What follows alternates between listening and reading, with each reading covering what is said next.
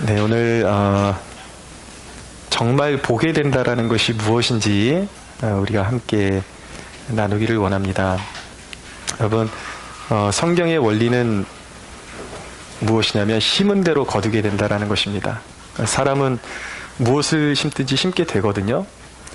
근데 그것을 심는 양식에 따라서, 내용에 따라서 선한 좋은 열매를 거두기도 하고 어떤 이들은 심판의 열매를 거두게 될 것입니다. 근데 사람이 헌신하게 만드는 것, 그것이 무엇이냐? 사람은 무엇을 보느냐에 헌신하게 되어 있습니다. 무엇을 바라보느냐? 그것을 우리가 인생의 비전이라고 말씀드릴 수 있을 것입니다. 무엇 세상을 바라보고 있느냐? 아니면 주님을 바라보고 있느냐? 이것에 따라서 헌신의 내용이 달라지게 되죠. 그러니까 인생의 그 비참함은 그 사람이 어떤 소유나 어떤 자격 이런 것에 의해서 결정되는 것이 아닙니다. 어떤 사람이 비참한 사람인가? 이 시야가 없는 사람, 볼 수 없는 사람, 진정한 그 미래에 대한 안목이 없는 사람이 비참한 사람인 것입니다. 인생이 결코 그 사람의 어떤 출신 성분이나 가진 것에 의해서 결정되지 않는다라는 것을 극명하게 보여주는 그 대목이 바로 오늘 말씀이라고 이야기 드릴 수가 있겠습니다. 오늘 이 사건의 중심 인물이 누구냐면 바디메오라는 사람이거든요. 바디메오가 사실 그 이름이 아니라 디메오의 아들이라는 뜻입니다. 이게 이제 그 디메오의 아들이라는 뜻을 가지고 있거든요. 근데 쉽게 얘기하면 그냥 이름 없이 그냥 아무개 아들 이렇게 불리는 것과 마찬가지인 것입니다. 소경이에요. 존재감이 없습니다. 존재감이 없는데 그 사람의 그런 존재의 가치가 결코 이런 것에 의해서 결정되지 않는다라는 것을 알게 되는 것입니다. 이제 그 바디메오의 축복은 무엇이냐면 눈을 볼 수 없는데 그가 이미 영적으로 눈이 열리기 시작했다라는 것입니다. 예수님을 알아보는 눈을 가지게 되었다라는 것입니다. 그러니까 인생의 회복은요, 예수님을 만나는 순간부터 인생의 회복은 시작되는 것입니다. 근데 자기가 볼 수 없다라는 것을 인정하게 되면 차라리 가능성이 있는데 자기가 본다라고 말하니까 그것이 문제가 되는 것입니다. 요한복음 9장 41절에 보면 예수님께서 말씀하십니다. 예수께서 이르시되 너희가 맹인이 되었더라면 죄가 없으려니와 본다고 하니 너희 죄가 그대로 있느니라 라고 말씀하고 있는 것입니다. 그러니까 차라리 내가 볼 수 없다라고 인정하면 괜찮은데 자기가 볼 수 있다라고 생각을 하는 사람들, 그러나 진정으로 봐야 될 것을 보지 못하는 영혼들에게 불행이 있고 심판이 있는 것이죠. 여러분, 이 바디메오의 그 변화는 예수님을 만남으로써 시작되게 되는 것입니다. 한 인생의 변화는 예수님을 만나고 알아보는 순간 변화는 시작되는 것입니다. 여기 말씀에 보면은, 오늘 본문에 보면 47절에 보면 나사렛 예수시란 말을 듣고 소리질러 이르되 라고 말씀하고 있습니다. 나사렛 예수다. 이 나사렛 예수라는, 이 나사렛이라는 이 지명은요, 예수님께서 이제 베들레헴에서 나시고 자라나신 곳이 나사렛이었습니다. 유대인들에게 이 나사렛 예수라는 표현은 그렇게 좋은 표현이 아닙니다. 조롱할 때에 이제 사용하던 그런 표현이었던 것이죠. 그래서 요한복음에 보면 이 빌립이 나다나엘이라는 이 친구를 전도를 하게 되었는데, 이 나다나엘이 전도를 받고 했던 첫 마디가 무엇이냐면 나사렛에서 무슨 선한 것이 날 수 있겠느냐라고 그렇게 물었던 것이죠. 근데 똑같은 나사렛 예수라는 말을 들었는데 사람들마다 평가가 다르고 판단이 너무 다른 것입니다. 누군가는 그런 것을 듣고서 나사렛에서 무슨 선한 것이 날 수 있겠느냐라고 배척하고 인정하지 않으려는 구실이 되는 것이 나사렛 예수라는 명칭이었고, 누군가는 그 명칭을 들었을 때 그분이 바로 다윗의 자손이시구나, 구약시대부터 우리 조상들이 그렇게 기대해왔던 메시아가 이분이시구나 라는 것을 깨닫는 축복을 누리게 되는 것입니다. 바디메오가 그런 축복을 누리게 되었습니다. 그러니까 예수님의 소문을 듣고 이 사람이 믿음이 생긴 것이거든요. 근데 이 소경 바디메오가 예수님에 대한 소문을 들었을 뿐인데 그 소문을 듣고 이분이 메시아다, 그리스도라는 것을 알게 된 것이죠. 사실은 이것이 무엇이냐면 이게 구원의 신비인데 하나님의 계획, 선한 계획과 하나님의 은혜 가운데 이 바디메오가 이미 존재하고 있었다라는 것을 의미하고 있는 것입니다. 여러분, 우리가 이 대목에서 전도를 소홀히 해서는 안 되는 이유를 발견하게 됩니다. 이 바디메오가 소문을 듣고 예수님을 이미 이 안에서 믿음이 일어나기 시작했거든요. 육안은 감겨져 있지만 영안은 이미 열리기 시작했습니다. 이것이 축복인 것이죠. 한 사람이 예수를 믿는데 굉장히 복합적인 요소가 따른다라는 것을 우리가 잊어서는 안 되는 것입니다. 무엇이냐면 우리가 전도를 할 때에 솔직히 저 여기 와서 6년 동안 이렇게 전도 활동을 해봤는데 비 오는 날은 전철 역사에 가서 그 안에 가서 전철 기다리고 있는 청년들에게 전도하고 이제 평소에는 여기 캠퍼스들 순회하면서 전도하고 그런데 솔직히 말해서 제 전도를 듣고 지금까지 영접한 경우는 있긴 있어요. 근데 그나마 이제 지나가는 여기에 올 수 없는 청년을 영접시켰고 제 전도를 받고 한 사람도 이곳에 온 사람은 6년 동안 한 사람도 없습니다. 근데 많은 사람들이 그래요. 이렇게 전도할 바에 전도가 무슨 소용이 있을까? 근데 여러분, 우리가 하나님이 전도를 사용하시는 원리를 알아야 된다는 것이죠. 우리가 하나님이 급격하게 어떤 특별한 목적을 가지고 미리 계획하신 바가 있을 때에는 당장 복음을 전했을 때 돌아오는 사람들도 있을 수 있어요. 그러나 대부분은 그렇지 않습니다. 복음을 일단 뿌리게 되면은, 전하게 되면은 사람들은 그냥 시큰둥하고 때로는 화를 내고 그렇게 자기 사는 곳으로 흩어집니다. 그리고 시간이 몇 년이 흐를지를 몰라요, 솔직히 말해서. 그래서 인생이 방황하는 영혼이 됩니다. 그런데 정말 그 복음이 심겨진 영혼에게, 누군가에게 하나님의 계획하심이 있다 그러면요, 그 심겨진 복음의 씨앗이 결코 헛되지 않다라는 것을 알게 됩니다. 왜냐하면 어느 순간부터 하나님의 섭리가 그의 삶 가운데 끼어들기 시작하는 거예요. 복음을 전해받은 지 2년이 지나고 3년이 지났을 수도 있고 심지어는 5년이 지났을 수도 있는데 어느 날 인생이 원치 않는 역경이 오면서 인생의 허무함을 점점 깨닫게 되는 것이죠. 그러고 나서 재차 누군가가 와서 예수 믿으라고 전하고 하나님이 당신의 도움이라고 전하는데 딴 때는 그게 그렇게 신경질 나고 외면하고 싶었는데 어느 순간 그 앞에 무릎 꿇게 되는 그런 역사가 일어나게 되는 것입니다. 제가 그랬거든요. 제가 목사님 아들이었지만 예배 드리고 늘 그 나시 하나 이렇게 딱 입고 교회 제일 구석에 앉아 있으면 제일 기분 나쁜 게 목사님 중에 꼭 이렇게 나시 입었다고 지적하는 목사님이 있어요. 거기 나시 입은 청년 다음에 그러고 예배 오지 말라고.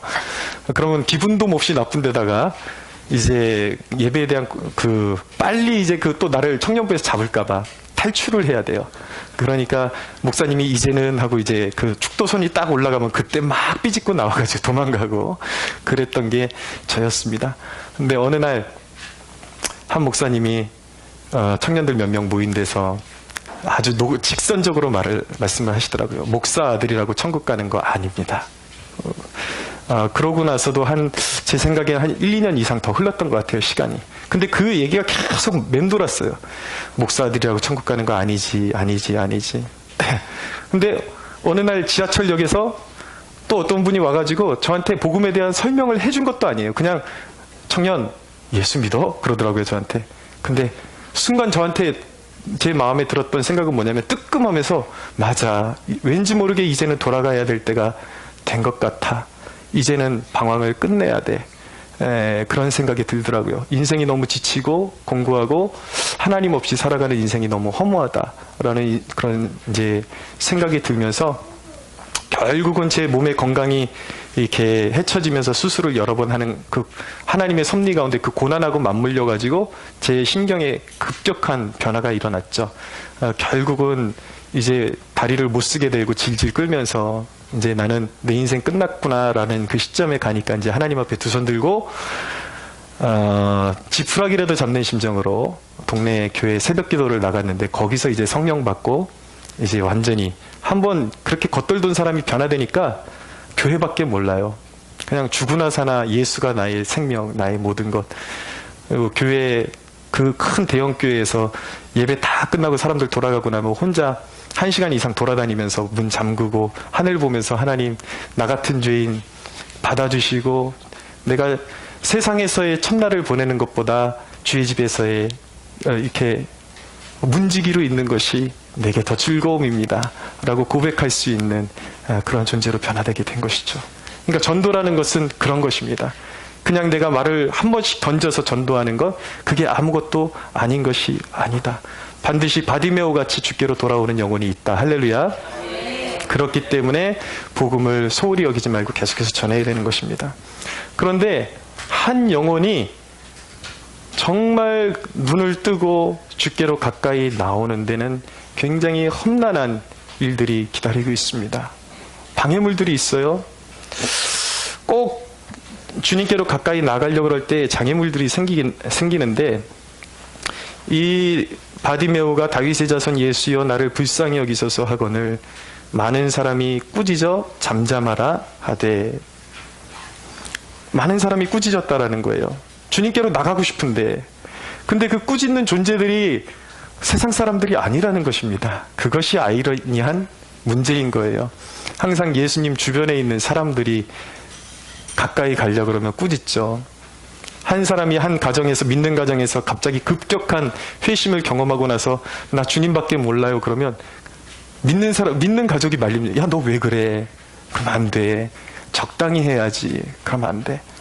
제가 청년들 지도하면서 선교를 준비하면서 이렇게 청년들을 훈련시키니까 자기 아들, 딸 가장 고생하는 거 싫어하는 사람들이 직분자들이더라고요. 와가지고 왜 목사님이 애들을 이렇게 붙잡아 놓고 힘들게 하느냐. 당연히 기도가 필요한 영적인 전쟁터로 가는데 기도하는 꼬라지를 못 보는 거예요. 왜 이렇게 늦게 끝내주느냐, 안 되느냐, 왜 이렇게 애들을 닥달하느냐, 이런 식으로 되는 것이죠. 오히려 아이들은 하고 싶어 하는데 가까이 나아가는 것을 방해하는 그 제1차 원인이 장로, 권사, 이런 직분자들, 핵심 요직들, 이런 사람들이 말리더라는 거예요. 가까이 있는 사람들. 교회가 늘 당면하는 위기가 바로 이런 것입니다. 교회가 살아나야 되는데 교회가 순수한 복음을 외치고 증거하고 그러려고 하면 늘 도전받는 게 바로 이런 거예요. 왜 당신네들만 그렇게 극단적으로 이야기를 하느냐. 종교다원주의가 이렇게 급부상하고 있는 그런 상황 가운데 있습니다.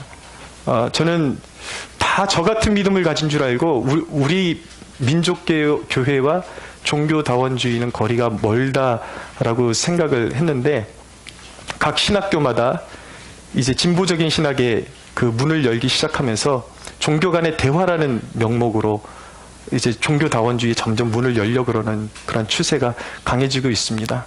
그러니까 종교다원주의라는 건 예수 외에도 이 종교에도 하나님이 있고 저 종교에도 하나님이 있고 다 모든 종교는 같다라는 거예요. 방식은 다르지만 그 신심을 통해서 하나님께 다다를 수 있다. 구원에 이를 수 있다. 그러니까 쉽게 얘기해서 예수님을 통하지 않고도 구원에 이를 수 있다. 라는 것이 종교 다원주의죠.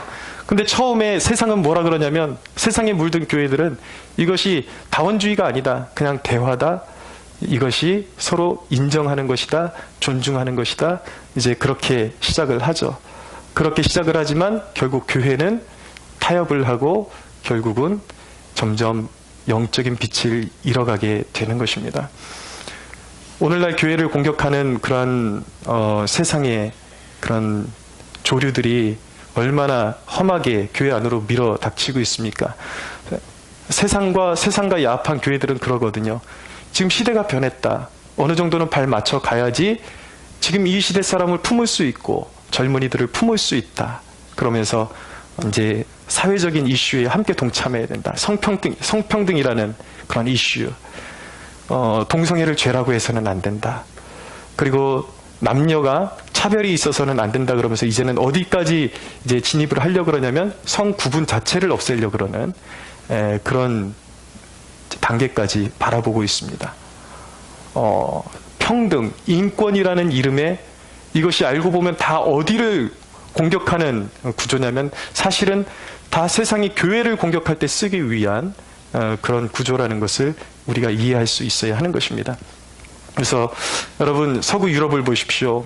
그런 인본주의 신학, 평등, 성평등이라는 이 주제, 그리고 진화론, 이런 것들의 문을 열어주고, 그래, 그런 것들은 본질이 아니잖아. 그러니까 세상 사람들이 과학적으로 따라가는 것, 그걸 가르쳐야지. 그렇게 되다 보니까 어떻게 됐습니까? 오늘날 이 유럽 교회는 황폐화되고 이제 전적으로 문을 닫는 그러한 신세가 되어버린 것입니다. 어두운 것이죠. 그러니까 여러분, 영적으로 타협하게 되면 한 교회가 일어서려고 그러는데, 한 영혼이 주님을 향해서 뜨거워지려고 하는데, 주위에서 누른다고 거기에서 타협하고 주저앉게 되면 어떻게 되는가? 교회가 타협하게 되면 어떻게 되는가? 교회가 주님께 받는 징계 가운데 가장 무서운 형벌이 무엇이냐면 바로 촛대를 옮겨버리는 것입니다. 요한계시록의 내용이에요. 이 부분에 있어서는 여러분들이 우리가 구원론을 이해할 때에 무조건 큰 범위 내에서 우리가 이제 초점을 어디에 맞춰서 얘기하느냐에 따라서 좀 달라지는데, 우리가 주님 안에 온전히 거하고 신뢰할 때 주님은 우리를 결코 버리지 아니하십니다. 할렐루야. 그렇지만 우리가 사역적으로 주님께 쓰임받는 면에 있어서는 이 세대가 정신 차리지 못하고 교회가 주님이 원하시는 순결함을 지켜내지 못하면, 촛대를 옮겨버리면 비참한 신세가 되는 것입니다. 예. 그냥 쓸모없는 교회가 되어버리는 거예요. 근데 여러분, 우리의 과제는 무엇이냐면 눈 떠서 하나님의 영광을 보게 되는 것입니다. 할렐루야. 그럼 바디메오가 어떻게 눈을 떴는가? 이렇게 주님께로 가까이 나아가려는 것을 찍어 누리려는 그 세상의 외침 속에서 바디메오는 어떻게 눈을 뜨게 되었는가? 첫째는 48절을 보십시오. 중반절입니다. 그가 더욱 크게 소리질러 이르되 라고 말씀하고 있습니다. 너무 간단한 비결이지만 여기에 오늘날 교회가 뚫고 나가야 될 해답이 여기 있는 것입니다. 여러분, 한 영혼이 맞이하는 가장 영적인 위협은 무엇입니까? 세상에 눌리는 거예요. 세상과 타협하는 것입니다. 특별히 지금 막 뜨거워지려고 그러는 사람들이 조심해야 되는 것이 무엇이냐면, 주위에서 아니야, 너무 지나쳤어. 그럴 때에 물론 진짜 이상하게 지나친 경우는 영적인 조언을 잘 받아야 되겠죠. 그것이 아니라 제가 지금 말씀드린 초점은 진짜 순수하게 주님을 만나서 뜨거워지려고 그러는 그 찰나에 찍어 누르려고 할 때에, 그때 영적인 관리를 잘 하는 것이 굉장히 중요하다라는 것을 알기 원합니다. 제일 비참한 것이 무엇이냐면, 살았다 하는 이름은 가졌으나 실상은 네가 죽은 것이다 라고 말할 만한 영적인 상태, 이것이 가장 위험한 것입니다. 여러분들은 오늘날 그리스도인들의 영적인 상태가 어떻다라고 판단을 하십니까? 제가 보기에는 오늘날 소위 믿음이 있다라고 말할 만한 사람들까지도 굉장히 세속화되어 버렸습니다. 헌신이 굉장히 조건적입니다. 합리적이고 이제 모험을 던지는 그런 믿음을 찾아보기 힘든 시대가 되었습니다. 영적인 영향력이요? 저는 이 시대의 이런 그 영적인 어둠에 대해서 해결책을 단순히 그냥 정치 싸움으로 이기려고 하는 것에 답이 있지 않다라고 저는 보고 있습니다. 교회의 문제예요. 교회가 맛을 잃어버렸어요.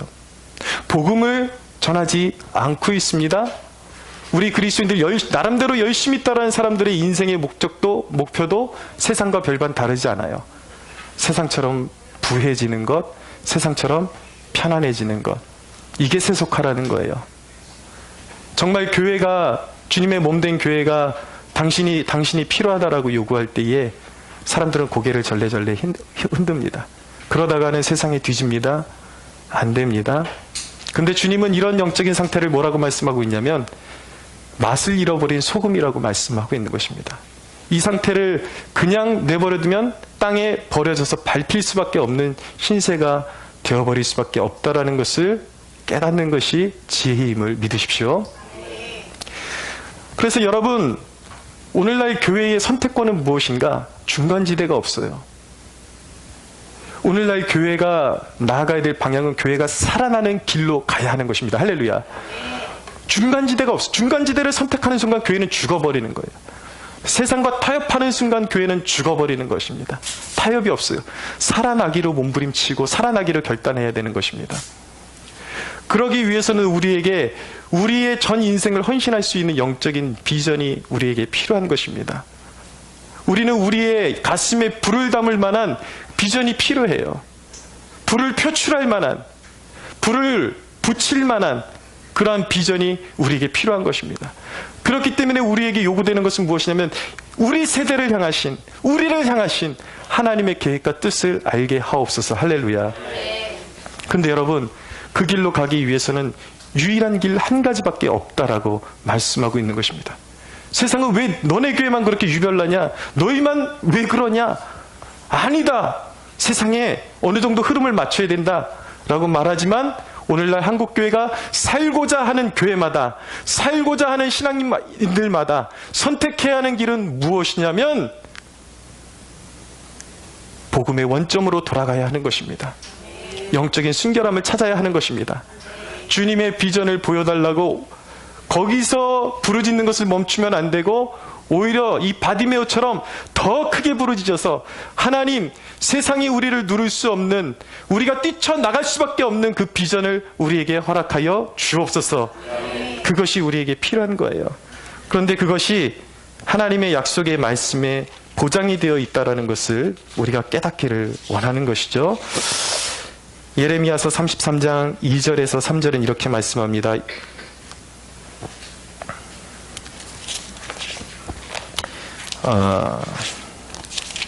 제가 찾아서 읽어드리겠습니다.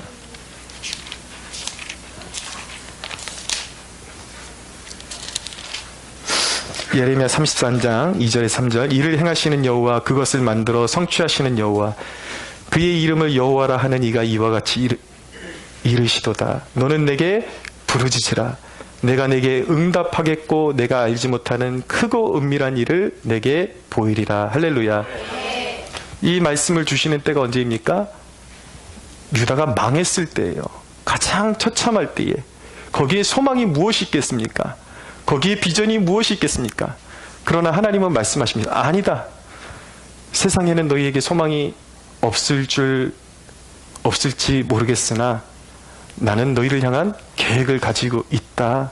소망이 있다. 할렐루야.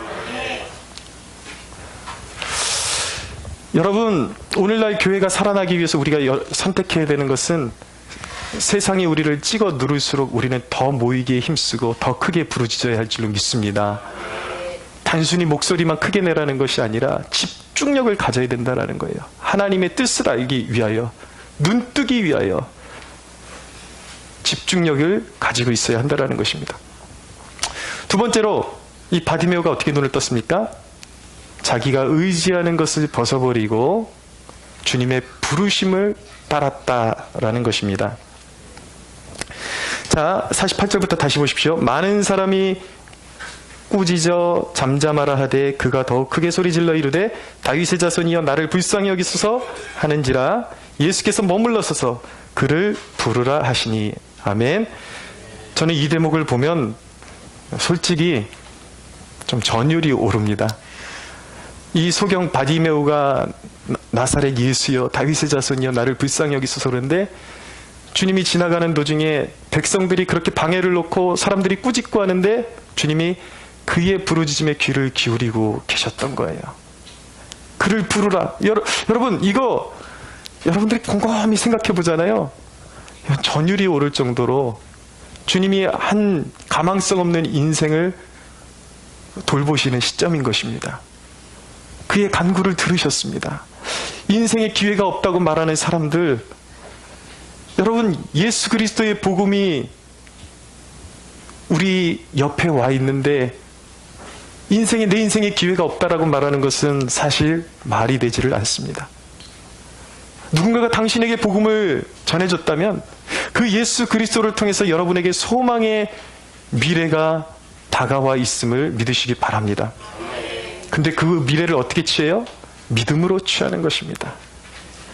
그리고 부르짖어서 취하는 것입니다. 제가 신대원 갈 때 저희 같은 교회에서 대형교회, 그때만 해도 청년시절에 대형교회에 다녔기 때문에 33명인가 정도가 우리 이제 장신대에 그 원서를 넣습니다. 한 교회에 보통 그렇게 넣었는데 그 해에 정말 그 새벽 예배만 나가면 저하고 딱 한 사람, 정말 새벽마다 부르짖는 제 1살 밑에 그 청년이 있었어요.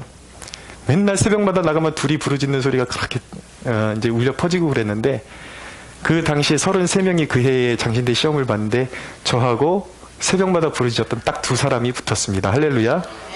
네, 보통 이럴 때 아멘 잘 안 하시더라고요. 배가 아픈가 봐. 그런데 제가 굉장히 존경했던 목사님이 청년들 이제 큰 교회니까 청년들이 많죠. 2사람이 일어서라고 그랬더니 여러분들 보시라고 하나님 앞에 기도했던 사람들은 그 결과가 솔직하게 나오는 거라고.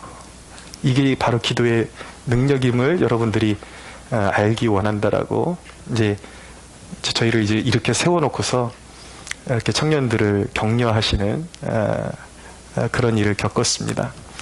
여러분 인생의 기회가 왜 없습니까? 저는 뭐 운동만 한 사람이었고 사실은 공부는 전혀 하지 않았기 때문에 제 인생에 미래가 없다고 생각했는데 주님이 내 안에 오시고 내 안에 불이 담기니까 진짜 능치 못할 일이 없다라는 것을 배우게 된 것입니다. 믿으십시오. 여러분 우리 인생에 기회가 있습니다. 내 입을 열 수 있고 부르짖을 수 있는 한, 내 마음이 주님을 바라볼 수 있는 한 주님 안에는 우리 한 사람 한 사람을 향하신 위대한 계획이 도사리고 있음을 믿으시기 바랍니다. 그를 부르라. 근데 여러분 50절을 보십시오. 맹인이 어떻게 반응합니까? 겉옷을 내버리고 뛰어 일어나 예수께 나오거늘. 이 사람의 반응이 대단해요. 겉옷을 벗어버리고 껑충 뛰어서 일어나서 주님께 나아갑니다. 주님이 부르시는 순간을 놓치지를 않습니다. 그 부르심에 바로 응답을 합니다. 은혜 받고자 하는, 그 눈이 열리고자 하는 갈망이 있는 사람은 이런 담대함과 이런 적극적인 믿음이 있어야 하는 것입니다. 결단이 있어야 돼요. 겉옷이라는 것은 무엇을 의미하는 것이냐면 이 팔레스타인 지역은 일교차가 굉장히 심한 지역입니다. 이 겉옷은 밤에는 추위를 가려주는 것이고 이게 이 사람의 전 자산이에요. 이 사람의 인생에 이것은 그 사람의 보호, 안위, 편안함 이런 것을 의미하는 것입니다. 근데 주님께서 부르실 때는 그 모든 나를 지켜주는 안위함을 내려놓고 뛰쳐나갈 수가 있어야 되는 거예요. 여러분들이 영적인 세계를 넓히기를 원하고 여러분들이 하나님이 주시는 세상을 바라보기를 원하고 영안이 열리기를 원한다면 지금 여러분들을 안주하게 만드는 세상의 그 한 구석에 그대로 앉아 있어서는 안 되는 것입니다. 겉옷을 두르고 그것을 벗지 않겠다고 아브라함에게 어떤 복이 임했습니까? 아브라함이 어떻게 했을 때 그에게 하나님의 복이 그의 것이 되었습니까? 너는 너의 본토 친척 아비집을 떠나라. 너의 보호처가 되는 것, 네가 의지하는 것 걷어버리고 떠나라는 거예요. 그것에 순종했을 때 아브라함에게 놀라운 복이 임했음을 믿으십시오. 겉옷을 벗어버려야 돼요. 여러분들, 우리가 얼마나 쉽게 영적인 미혹에 빠질 수 있는 줄 깨닫는 축복이 있게 되기를 원합니다.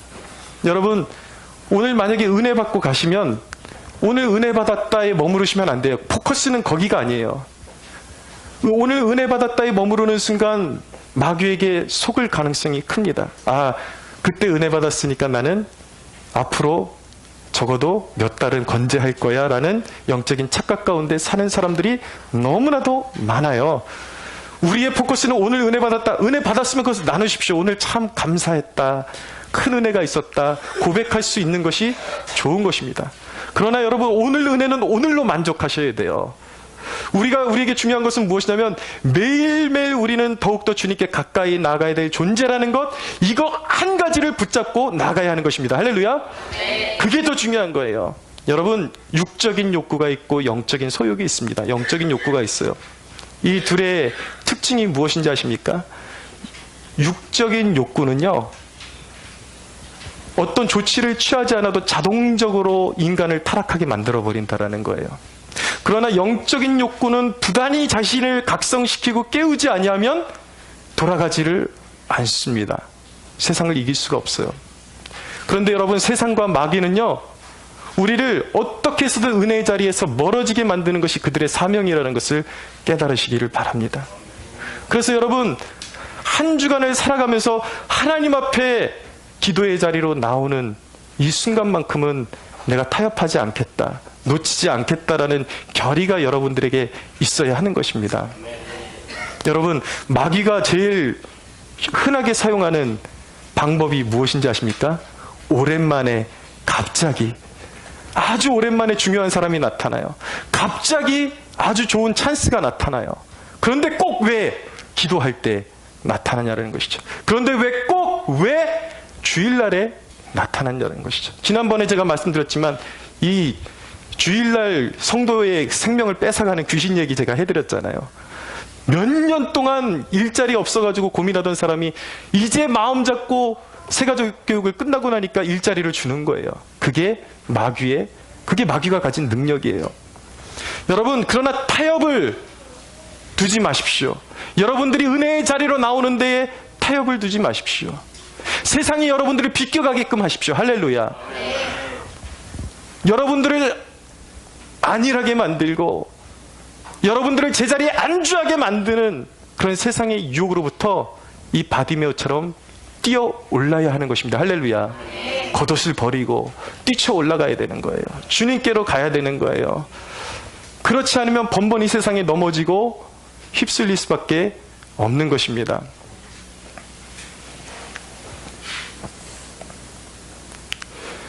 여러분, 진짜 좋은 것은요, 대가 지불을 통해서 얻어지는 것입니다. 제가 예전에도 말씀드렸지만 이 기도의 세계는요, 영적인 세계는 중단이 있으면 절대로 하나님의 그런 놀라운 역사들을 볼 수가 없는 것입니다. 기독교 부흥에 사용되었던 사람들의 기도의 모습들을 보십시오. 수년 동안 하나님이 말씀하셨다면, 기도하라고 말씀하셨다면 끊지 않는 거예요. 내가 정말 다리가 부러지고 어떻게 되고 정말 물리적으로 주님 앞에 나올 수 없는 상황이 되기 전까지는 내 자리를 지키겠노라. 여기서부터 하나님의 역사는 시작된다라는 것을 깨달을 수 있게 되기를 바랍니다. 타협하시면 안 돼요. 눈을 열어주소서. 눈을 열어주소서. 여러분, 복된 신앙이 나고 그렇지 않은 신앙이 나고 이 순종의 차이가 있는 것입니다. 제가 우리 황 목사님하고 이렇게 교제를 하면서 지내는데, 지난번에 어떤 말씀을 하셨냐면, 우리 금요일 날 민우라는 청년이 나오는데, 지방에서 그 출장을 갔는데, 목사님이 야, 너 오늘 금요일 날 나와서 기도해야 돼, 그 한마디 했다고 이 청년이 출장 갔다가 그날 올라왔다라는, 물론 늦었어요.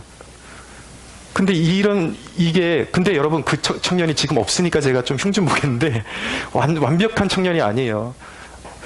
그러나 그 청년이 지금의 자세로 순종할 수 있다면 무한한 가능성이 있다는 것을 믿으셔야 됩니다. 변할 거예요. 이 친구 아직도 이것도 못 끊고, 뭐 이것도 하고, 막 여자만 보면 눈이 동글동글해지고, 막 아직도 이렇다는데, 제가 그 친구를 보면서 도전을 받는 것은 무엇이냐면, 여러분, 목회를 하면 딱 보면 압니다. 딱 보면 아는 게 뭐냐면, 착한 것 같은데 순종하지 않는 사람들은 몇 년을 가도 신앙 상태가 그대로 있습니다. 그런데 늘 하는 짓은 좀 떨어지고 거룩하지도 않고 그렇지만, 그래도 붙여주신 목자의 음성에 따라서 야, 너 영혼이 살려면 이렇게 해야 돼. 그러면 미친 척 해보고, 그냥 해보고. 여러분, 목회자가 이상한 거 시키는 것 아니잖아요. 그 영혼을, 목자의 마음을 알잖아요. 물론 이제 이상한 또 목사님들이 있어가지고 야, 목사 얘기 들으면 안 돼, 그러는 얘기들도 많지만, 우리가 세상을 그렇게 삐딱하게 볼 필요가 없지 않습니까? 이상한 목사면 그 교회를 나가야지, 왜 거기 다니면서 꼭 목사 얘기 들으면 안 돼 그러고 있냐라는 거예요. 좋은 교회 가서 얘기를 들어야지. 할렐루야. 순종하는 자, 그 사람은요, 지금 아무리 형편없는 거지 같은 꼴을 하고 있다 할지라도 그의 인생에는 변화의 역사가 있음을 믿으시기 바랍니다. 눈뜨게 될 거예요.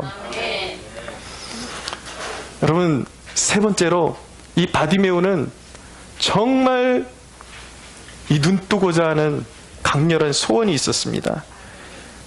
50절에서 51절, 52절을 보십시오. 같이 한번 읽어볼까요? 시작. 예수께서 말씀하여 이르시되 내게 무엇을 하여 주기를 원하느냐? 맹인이 이르되 선생님이여 보기를 원하나이다. 예수께서 이르시되 가라, 내 믿음이 너를 구원하였느니라 하시니 그가 곧 보게 되어 예수를 길에서 따르니라. 아멘. 예수님께서 말씀하시는 거예요. 무엇을 하여 주기를 원하느냐? 맹인이 강렬한 소원을 가지고 말합니다. 선생님이여 보기를 원하나이다. 보기를 원하나이다. 그 소원이 이루어졌습니다. 예수님께서 내 믿음이 너를 구원하였느니라 말씀하시니까 눈이 떠지는 거예요. 그가 눈을 뜨니까 그 앞에 누가 보입니까? 예수님이 보이는 것입니다. 자기의 인생을 걸고 달려가야 될 존재를 발견하게 된 거예요. 그런 축복이 있게 되기를 바랍니다. 오늘날 교회의 문제가 무엇입니까? 예수 그리스도를 보지 못하는 건 아니에요. 보긴 보는데 오늘날 교회가 너무 예수님을 희미하게 보고 있다라는 거예요. 그러니까 열정이 생기지를 않아요. 흐릿흐릿한 거예요. 여러분, 교회의 부흥의 시기와 교회가 시드는 시기의 차이점이 무엇인지 아십니까? 예수 그리스도를 인정하지 않는 것이 아니에요. 인정해요. 그러나 갈망이 너무 없어요. 그분의 영광의 광채를 얼마만큼 느끼고 얼마만큼 바라볼 수 있느냐가 그 교회의 전성기를 좌우했다라는 사실을 깨닫는 축복이 있게 되기를 바랍니다. 우리 교회의 소망은 무엇이 되어야 하는 것입니까? 우리가 너는 내게 부르짖으라고 말씀하시는 하나님의 명령을 따라서 무엇을 갈망하며 기도해야 하는 것입니까? 주님, 내가 보기는 보지만 아직도 예수님보다 세상을 더 좋아하는, 아직도 너무나도 흐리고 연약한 심령을 가지고 있습니다. 우리 교회가 세상을 뚫고 마귀의 견고한진을 뚫고 복음을 전하러 나가야 되는데, 선교의 비전을 품어야 되는데 야성이 너무 부족한 이유는 나의 시력이 너무나도 약합니다.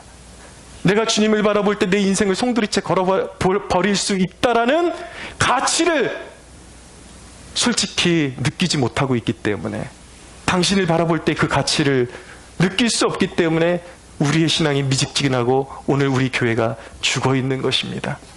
고백할 수가 있어야 되는 거예요. 우리는 모세처럼 고백할 수 있어야 되는 것입니다. 여호와여 당신의 영광을 우리에게 나타내소서. 할렐루야. 예수 그리스도시여 당신의 무한한 영광과 무한한 통치가 교회에 회복되게 하여 주옵소서. 이 스토리의 위대한 점은 무엇입니까? 나사로가, 존재감 없는 나사로가 예수님을 만나고 갑자기 좋은 차 타고 다니고 갑자기 평수가 넓은 집으로 옮기게 되었다라는 그런 위대한 스토리인가요? 아니에요. 여러분, 그러면 제가 이 얘기, 요즘 나라가 재벌들을 너무 핍박하는 그런 그림으로 가니까 이 재벌들한테 미안해서 이런 얘기를 꺼내기가 그런데, 여러분, 돈 많고 가진 거에 의존하는 사람들의 결국이 무엇입니까? 모든 것을 가졌지만 그들은 신음하고 있습니다. 허전한 마음에 세상의 쾌락을 다 즐겨보지만 무엇이 길인지를 몰라서 죽어가고 있고 절규하고 있는 것이 모든 가진 자들의 삶이라는 것을 아십니까? 이 스토리의 위대한 것은 그런 데 있는 것이 아니에요. 육적인 사람이 거룩한 영적인 사람으로 변화되었다라는 것입니다. 할렐루야. 이 이야기는 평범한 교회가 비범한 교회로 변화되었다라는 것입니다. 할렐루야. 냉랭한 교회가 뜨거운 교회로 변화되었다라는 이야기가 바로 오늘 말씀, 눈이 열리게 되었다라는 거예요. 사랑하는 여러분, 인생의 가장 위대함은 무엇인지 아십니까? 멸망할 수밖에 없었던 죄인이 그리스도의 영광을 알게 되고, 살아도 주를 위하여 죽어도 주를 위하여 내 인생 주님의 것이오니, 여러분, 세상에 심판받아 죽어질 수밖에 없었던 한 인생이 그리스도께 붙들림 받아 그분의 영광을 보고 인생을 송두리째 그분께 바칠 수 있게 되고 그분의 영광의 도구가 될 수 있다는 것이, 우리가 세상의 모든 것을 소유하는 것보다, 천하를 소유하는 것보다 더 위대하고 더 값진 일이라는 것을 믿을 수 있게 되기를 바랍니다. 오늘 이 기도회를 통해서 간구하기를 원합니다. 하나님, 눈을 열어주소서. 우리의 인생을 송두리째 내려놓고 송두리째 헌신할 수 있는 담대함이 생길 수 있도록 우리의 영적인 시야가 확장되게 하여 주시고, 주님이 우리에게 주시는 사명, 그리고 이 그리스도의 영광, 그것을 회복할 수 있는 시야를 우리에게 허락하여 주옵소서. 우리 하나님께 영광의 박수 올려드리겠습니다.